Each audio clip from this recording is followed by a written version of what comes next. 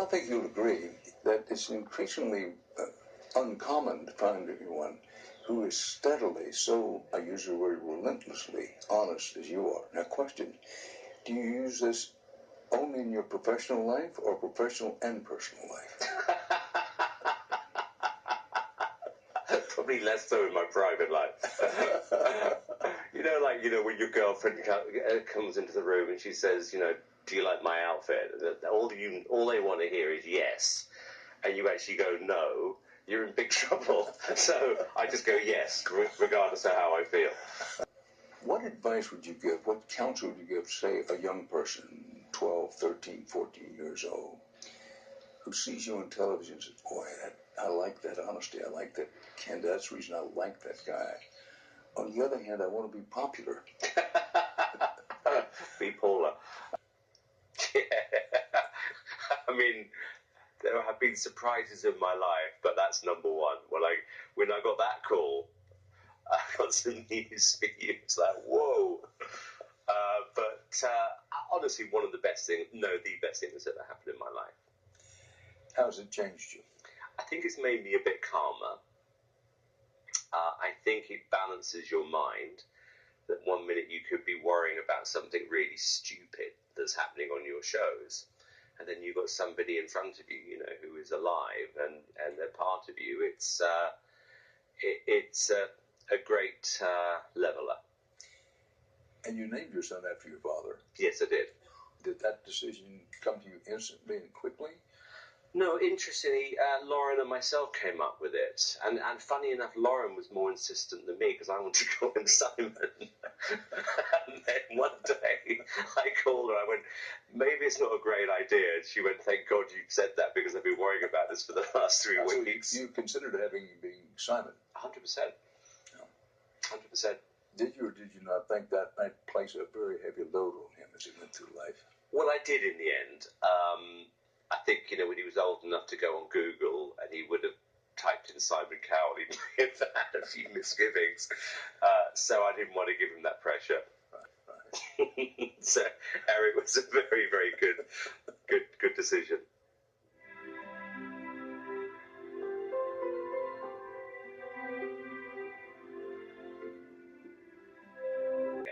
I actually hate going to the cinema.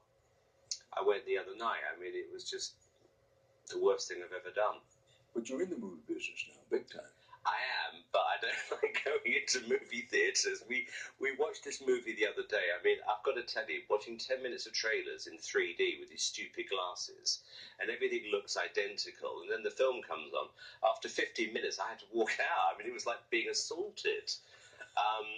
Maybe I'm just showing my age, but I love movies with a story, but all these crazy special effects at the moment, it was just too much, and I hate 3D movies.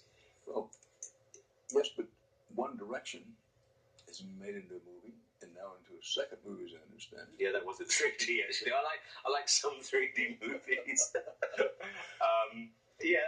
It was something I always wanted to do, Dan. I think if I was a kid and you'd have said what was my number one thing I'd like to do, I would have said I'd love to produce a movie.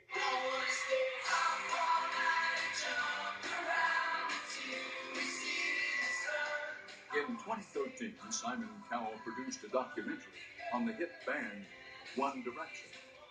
It's a group he knows well. The singers had originally auditioned as solo artists on the X Factor UK, but all were eliminated from the competition. Then Cowell had the idea of putting them together as a group, and they auditioned again.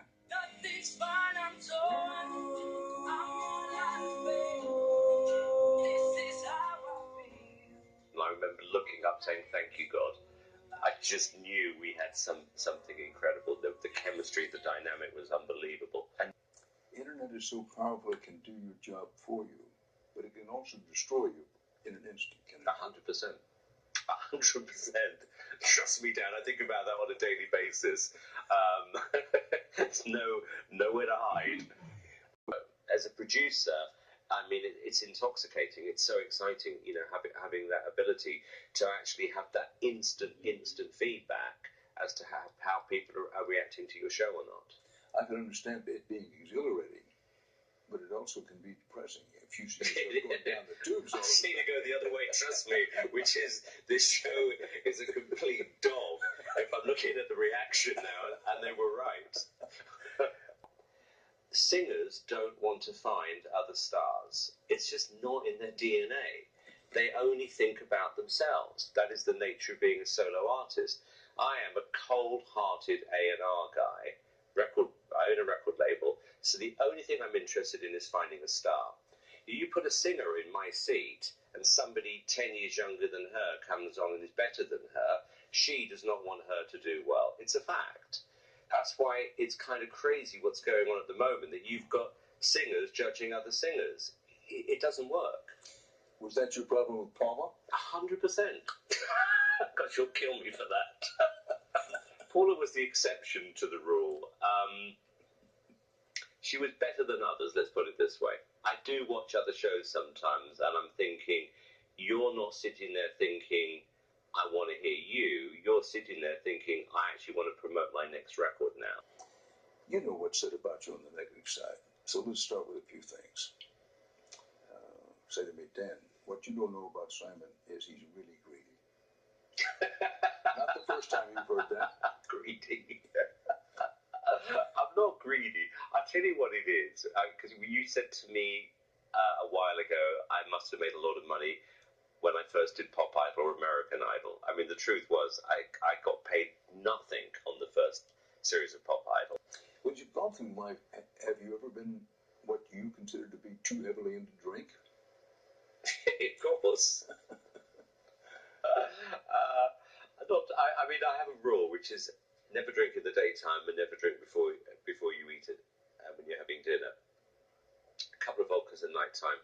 No, I once said it would be fun to do a live show drunk, and I nearly got everyone to do it. You haven't had the guts to do that? I think I will one day.